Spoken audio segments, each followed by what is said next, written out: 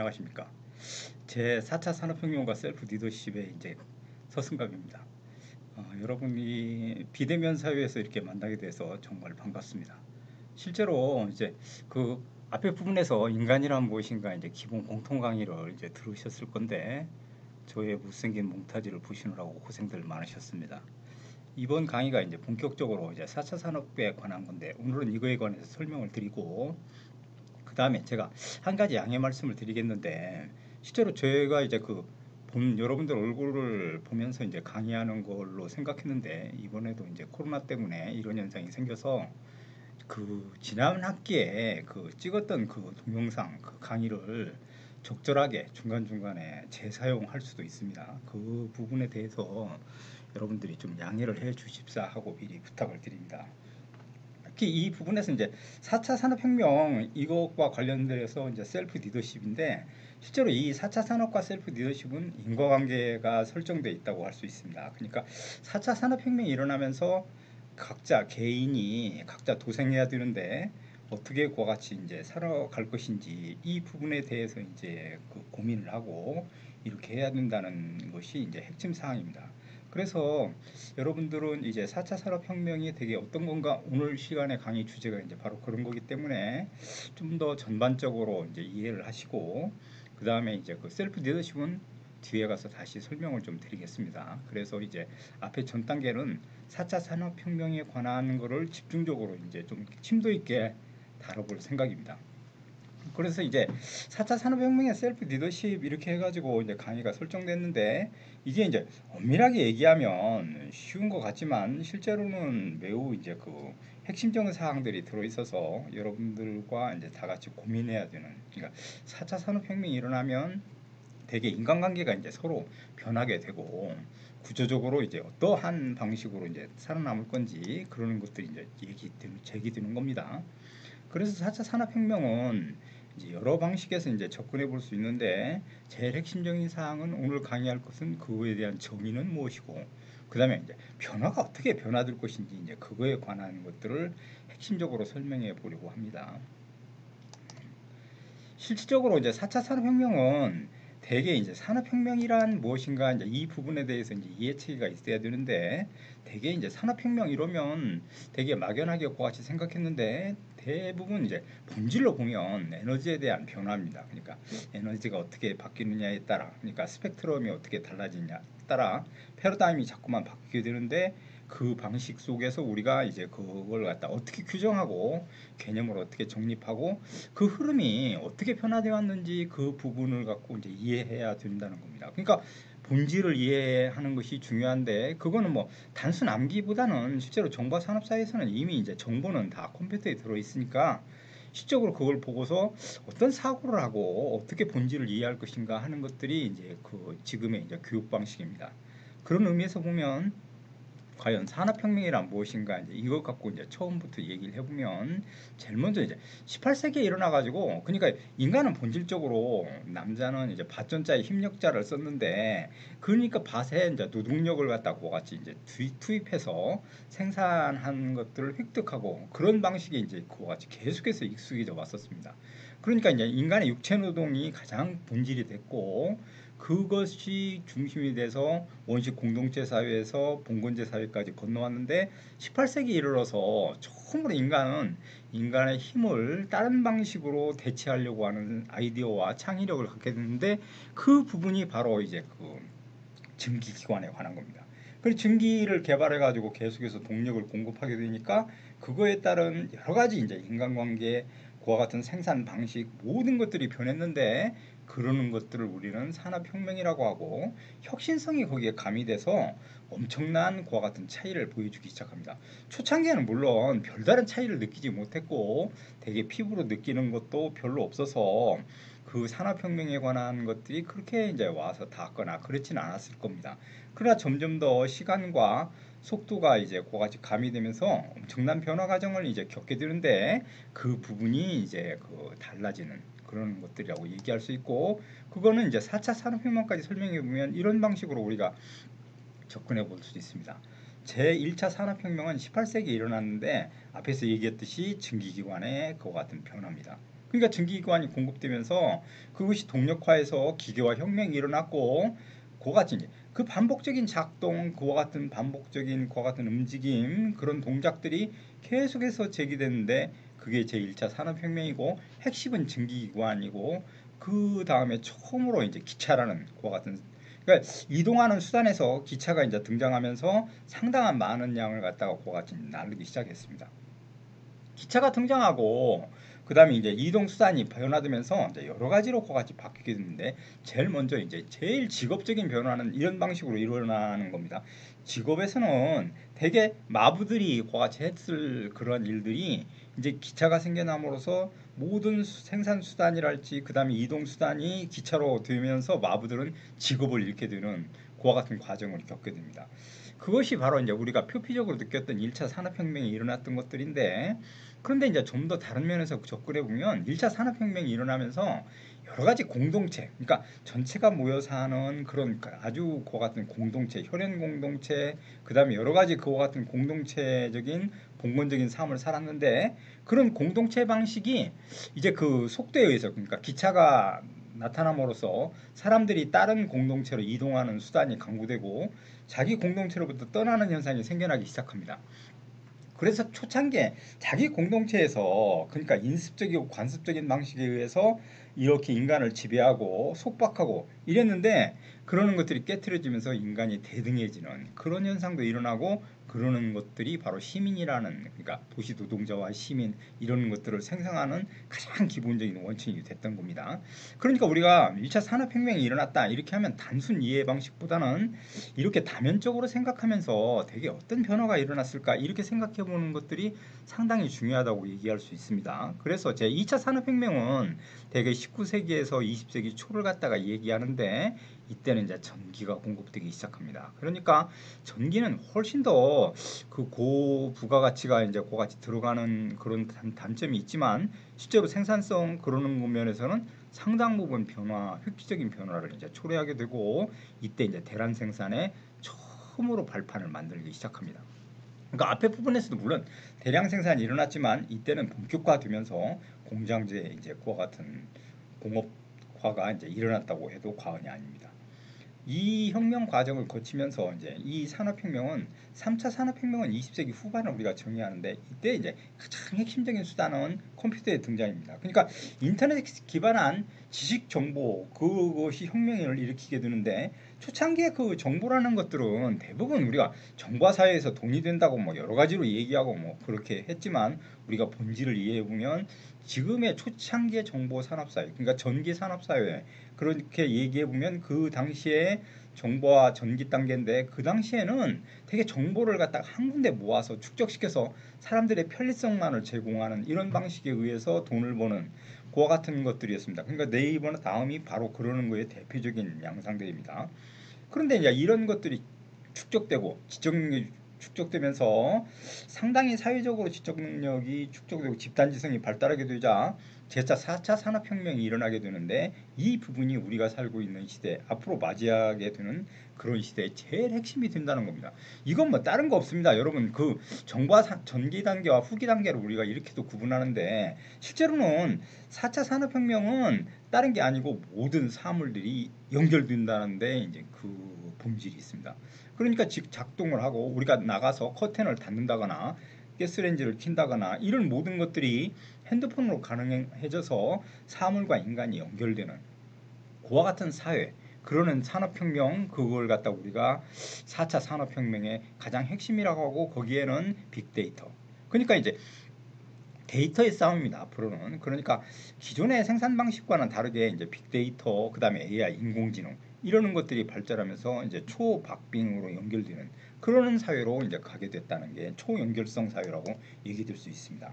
1차 산업혁명은 앞에서 이제 대부분 설명했기 때문에 여기서 간략하게 얘기해 보면 19세기 중반에 일어났는데 영국의 산업혁명이 시작되면서 기차가 이제 제일 대표적으로 등장했고 이거에 대해서 사람들은 놀라워하고 한국도 이제 그 일본이나 이제 그와 같은 제국주의에 의해서 기차가 됐는데 대부분 이 기차는 그 나라의 자랑이고 그 다음에 이제 문명화되는 사회의 상징물이었기 때문에 대대적인 환영을 받았지만 우리는 일제 식민지에 있었기 때문에 기차에 대해서 돌을 던지고, 그러니까 우리의 자원을 약탈해가는 그런 것들이었기 때문에 근대화 과정에서 그와 같이 반근대적인 정서가 함축돼 있어서 우리 발전이 약간 더딜 수밖에 없었던 그런 구조적인 문제를 좀 안고 있습니다. 이건 뭐 아웃사이더 얘기인데 그런 방식으로도 이제 그와 같이 이해해 볼 수 있다는 겁니다. 1차 산업혁명의 특징은 대개 이제 그 노동과 생활에서 이제 여러 가지 그와 같은 변화 과정을 일으켰는데, 이것 중에 우리가 재밌는 생각은 이제 그 전 단계를 우리가 생각해 보면 바로 이제 농업입니다. 농업. 그러니까 농업에서 농부였었는데 이런 농부들이 점점 더 이제 그 도시로 진출하게 되고, 이 도시에 나와서 이 그림에 보이듯이 저렇게 이제 작업을 하는데, 막대한 인구, 그러니까 그 노동력이 필요했기 때문에 많은 농민이었던 그런 직업이 도시 노동자로 바로 전환돼 가지고 다 모든 사람들이 할 일이 생기는 그와 같은 사회가 1차 산업혁명의 가장 커다란 특징입니다. 이 부분을 우리 제가 강조하는 게 4차 산업혁명에는 이런 과정이 일어나지 않는다는데 문제의 심각성이 있기 때문에 강조하는 겁니다. 그래서 2차 산업혁명의 특징은 이런 농민들이, 그러니까 농부들이 도시의 노동자로 변화되는데, 그 과정 중에 그 노동력을 갖고서 힘을 쓰는, 아니면 그와 같은 것들은 그대로 이동돼 가지고 더 뭐 직업을, 오히려 더 많은 직업과 다양성이 그렇게 부여되는 그런 사회로 이행했다, 이제 이렇게 얘기해 볼 수 있습니다. 1차 산업혁명에서 우리가 가장 주목해야 되는 것은 분업입니다. 이게 분업은 인간에 있어서 대량 생산의 가장 본질을 이루고 있는데, 예를 들면 이 한 사람이 하루에 저런 반지를 생산하는데 이 불에서 막 그걸 달궈 가지고 쇳물을 붓고, 그 다음에 그걸 뭐 갈고, 그 다음에 두드리고 망치로 이렇게 해서 이렇게 생산하는데 하루에 8개를 생산했다고 우리가 생각해 본다면, 이런 것들을 인간은 슬기로운 그와 같은 방식을 동원해 가지고 저걸 나눠서 해보자 이런 생각을 했는데, 이것이 지금의 대량 생산을 이루는 가장 효율적인 방식이었습니다. 그것 때문에 자본주의가 비약적으로 발전했고, 실제로는 우리는 분업 그거 아무것도 아닌 것 같지만 그 당시에는 혁신적인 사고였고, 지금도 생각해보면 상당 부분 뛰어난 그와 같은 아이디어라고 얘기될 수 있습니다. 그래서 노동 생산성이 향상됐다, 이 얘기는 기능 숙달이 이제 그렇게 모두가 기술자는 아니어도 그 분야에서 이제 그 각자 그 기능을 구하죠. 그러니까 쇳물을 녹이는 사람은 온도를 어느 정도까지 하고 전문가가 됐다는 겁니다. 두드리는 사람은 어느 정도 온도에 맞춰서 두드려야 된다, 이러는 것들이 됐고, 비숙련공들이 그 분업했던 그 분야에서 전문가로 같이 거듭나고, 이러는 것들이 결과적으로는 대량 생산 체계를 이루었다 하는 게 이제 가장 커다란 이제 방식입니다. 이런 건 현대 자본주의, 지금의 자본주의 사회에서도 분업의 형태가 다 일어나고 있고, 우리가 조직 사회에서 모든 부분이 분업화되어 있다, 이렇게도 얘기될 수 있습니다. 그러니까 군대뿐만 아니라 모든 조직은 분업화되어 있어서 실제로 가장 극대화, 효율성의 극대화를 추구하려고 하는 그런 방식이 보편화되어 있다, 이렇게도 이제 설명해 낼 수가 있겠습니다. 되게 1차 산업혁명에서 우리가 지적해 볼 수 있는 건 정말로 장시간 그 노동에 시달렸다는 겁니다. 그러니까 그 영국 같은 경우 14시간에서 15시간 동안 일하지 않으면 안 됐는데, 이게 결정적으로 너무 열심히 그렇게 이제 일을 할 수밖에 없는 구조가 되니까, 그 당시에 평균 수명이, 리버풀 같은 경우 그 유명한 축구가 있는 리버풀이 평균 수명, 노동자 평균 수명이 15세에서 19세였다. 저는 이거 보고도 정말로 놀랐습니다. 근데 그래서 이제 그 좀 더 확대해서 우리나라 그 일제 강점기 1930년대 그걸 찾아보니까 42.6세가 되면 평균 그렇게 살다가 죽은 겁니다. 그래서 이제 동네에서 한갑잔치 60까지 살으면, 저 40세 죽었는데 그때까지 그렇게 살았다는 건 굉장히 오래 살았기 때문에 잔치를 하고 기념하는 그런 행사를 가지는데, 이것이 바로 이제 그 가혹한 노동력의 착취 때문에 실제로 인간의 수명이 단축될 수밖에 없는, 그렇게 되고, 그 다음에 이제 이런 불만과 요인들이 쌓이니까 러다이어트 운동이라고 그래가지고 기계를 파괴함으로써 저항하는 이런 단계가 같이 발생하는 게 1차 산업혁명의 그와 같은 특징입니다. 1차 산업혁명은 이런 방식으로 진행되는데, 전기가 개발되면서 2차 산업혁명 방식으로 이행하게 되는데, 2차 산업혁명의 방식은 전기 동력을 갖다 생산해 가지고 일정하게 그와 같이 이제 움직임을 주는 이제 동작을 할 수 있는 그런 것들이 생겨나고, 이 방식에 의해서 가장 커다랗게 발전하는 건 자동차 내연기관이고 자동차 산업입니다. 그러니까 자동차 산업인데, 여기에서 이제 그 2차 산업사회에서 좀 설명해 보면 전기가 중요한데, 이때 이제 자동차 산업이라고 얘기하는데, 여기 중에 우리가 주목해 볼 수 있는 건 생산 방식의 변화인데, 이거는 뭐 경제와 모든 부분에 관련돼 있고 상식적으로 이해해야 되는 부분들인데, 실제로는 이 방식에서 포드에서 원래 이제 사용했습니다. 그러니까 한 사람이 자동차를 생산하려면 그 자동차가 있는데 가서 문 다른 사람은 문을 달고 다시 이제 또 자동차 있는 곳으로 이동해서 가서 다시 거기에서 그 문을 다시 달고 계속해서 문을 달고 이렇게 돌았는데, 이 합리적인 생각은 어떤 거였는가 하니, 그런 방식 말고 사람이 도구와 드라이버를 할지 이런 모든 도구를 옆에다 놓고 차를 움직이게 만들었습니다. 컨벨트를 써가지고 차가 이제 그 작동이 끝나면 동작이 되면 다시 이쪽으로 옮겨오고, 이렇게 옮겨가면서 하게 되니까 대량 생산이 가능해지고 훨씬 더 효율적으로 일하게 됐는데, 이런 방식을 뭐라고 부르는 거니? 포디즘이라고 하고, 포드라고 하고 포디즘이라고 우리가 얘기하는데, 이런 방식에 의해서 정말로 생산성이 높게 일어나는, 이게 바로 2차 산업의 가장 핵심적이고, 이 산업 구조에서 보면 자동차 산업. 그러니까 2차 산업혁명은 1815년에서 1900년이고, 앞에서 얘기했던 내연기관, 이것이 가장 핵심적이다, 자동차 산업. 그 다음에 이제 이것 중에 주목해 볼 수 있는 건 공장 노동자들이 등장하게 되고, 실제로 이제 앞에 노동자는 노동자라고 할 수 없을 정도로 농업도 하고 노동도 하고 이랬었는데, 이때는 전업적으로 공업에 종사하면서 도시 노동자가 되는 그 과정을 거치게 됩니다. 그러니까 이게 생산성에서 이제 일어난 자동화가 일어나고 이런 방식으로 보여주기 시작했는데, 여기 중에 이제 제일 우리가 그 주목해 볼 수 있는 건 노동 소외 문제입니다.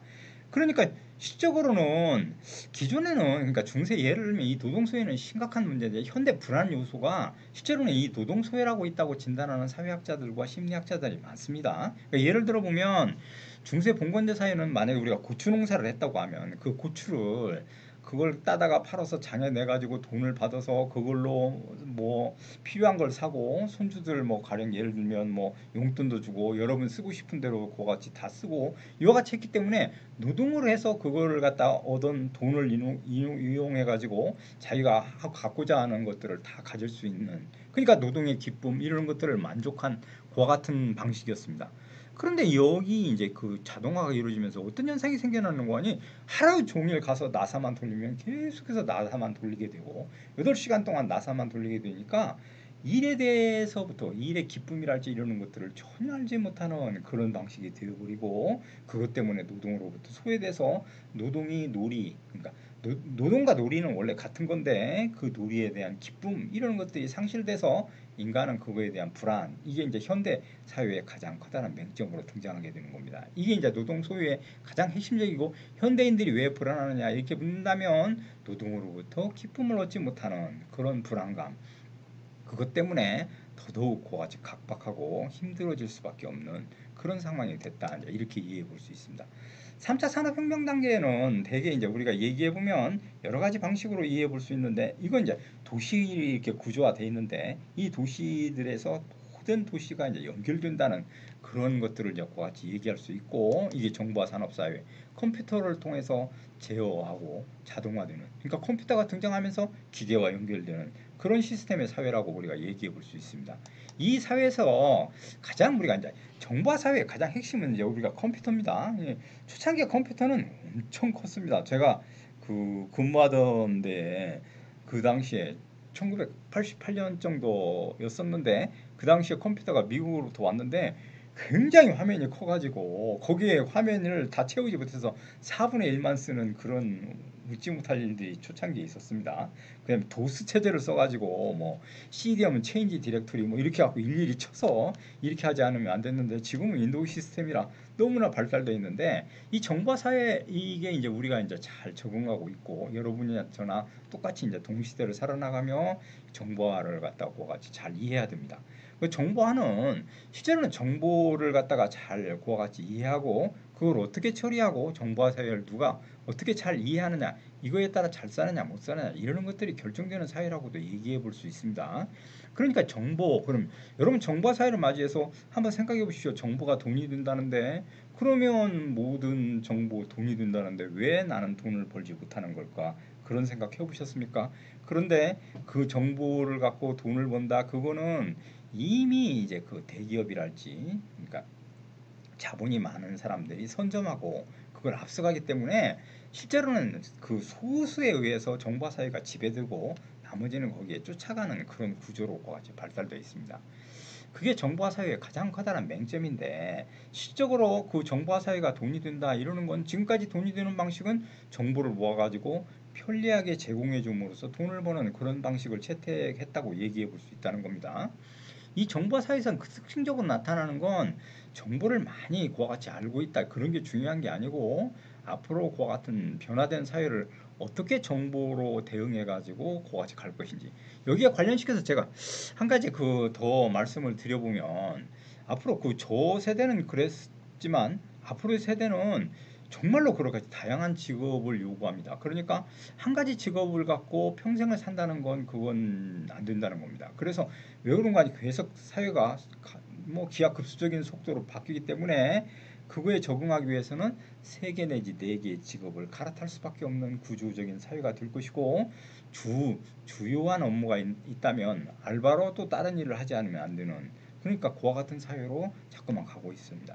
이 사회에서 제일 중요한 건 리터러시라는 건데, 이걸 갖다 우리말로 해석해 보면 문해력이라고 합니다. 그러니까 문해력이란 문장이랄지 그림, 정보의 지식을 어떻게 빨리 받아들이고 이해하는가, 그런 능력이 굉장히 중요해졌는데, 실제로 우리가 그 BTS 같은 경우 이번에 이제 다이너마이트 이거 발표해서 이 가장 히트를 치고 있는데, 여기에 댓글 같은 거 보면 태국이나 말레이시아 이런 데에서 막 그 자기 나라 언어로, 영어는 물론이고 뭐 그거 같이 댓글을 다는데, 우리는 그 말을 이해를 못하지만 그 뒤에 있는 느낌표랄지 이모티콘을 보고서 그 사람이 어떤 내용을 했는지 전체를 이해할 수 있는 능력을 갖게 되는, 그러니까 문자 이외에도 이모티콘이랄지 이러는 것을 통해 가지고 정보를 전달하는 방식이 앞으로는 기하급수적으로 발달해 나갈 거다, 이제 이렇게 이제 얘기해 볼 수 있습니다.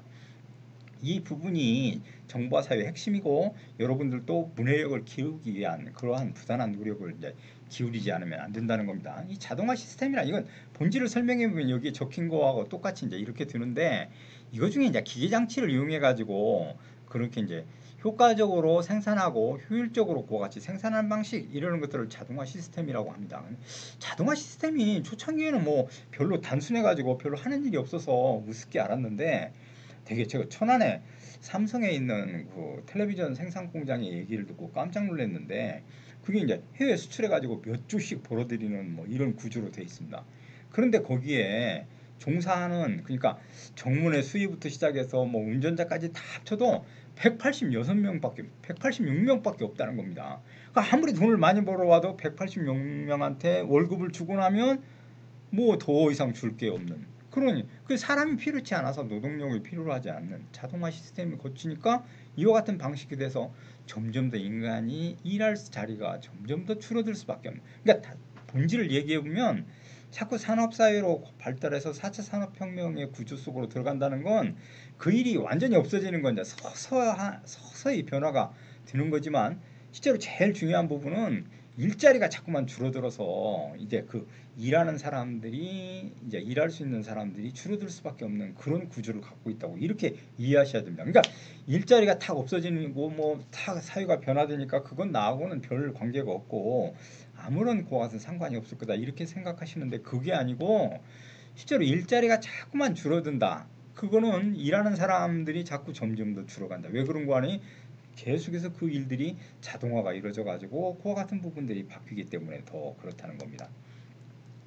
실질적으로 이제 그 자동차 생산뿐만 아니라, 제가 그 거제에 가서 대우 조선에 그 일하는 거 보면 아침에 3,000명 정도 이 사람들이 자전거를 타고 일렬로 쫙 들어갑니다. 그러면 막 정말 다 같이 들어가서 일하다 보니까 퇴근 시간이 되면 쫙 나오는데, 거기 중에 이제 그 보니까 그 로봇으로 이렇게 이제 용접을 하는데 로봇으로 다 합니다. 그러니까 그 부분을 옛날에는 인간들이 다 그렇게 해서 많은 사람들의 용접 공들이 필요했는데 이제는 그렇게 필요치 않다는 겁니다. 로봇이 자기가 알아서 스스로 위에서부터 아래까지 전체를 갖다 로봇으로 하게 되니까 점점 더 일자리가 줄어드는 구조로 갈 수밖에 없게 되는 그런 그와 같은 사회다. 이제 이렇게 얘기해 볼 수 있고 이 부분이 정부와 제3차 산업사회까지 우리가 그와 같은 생산 방식이었고 이 부분이 우리가 지금 살아가고 있는 세대의 전환기적인 그런 시점에 있습니다.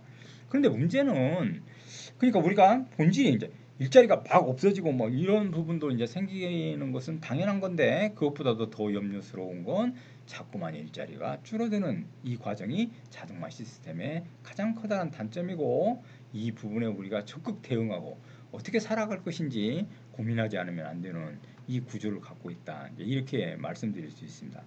여러분 제 1차시 강의를 여기까지 좀 진행하고 그 다음에 4차 산업혁명을 갖고 2차시 강의에서 여러분을 뵙고 다시 이제 그와 같이 말씀을 드리도록 하겠습니다. 여기까지 강의를 마치도록 하겠습니다. 여러분 강의 듣느라고 고생하셨습니다. 잠깐 쉬었다가 2차시 강의에서 다시 뵙겠습니다. 감사합니다.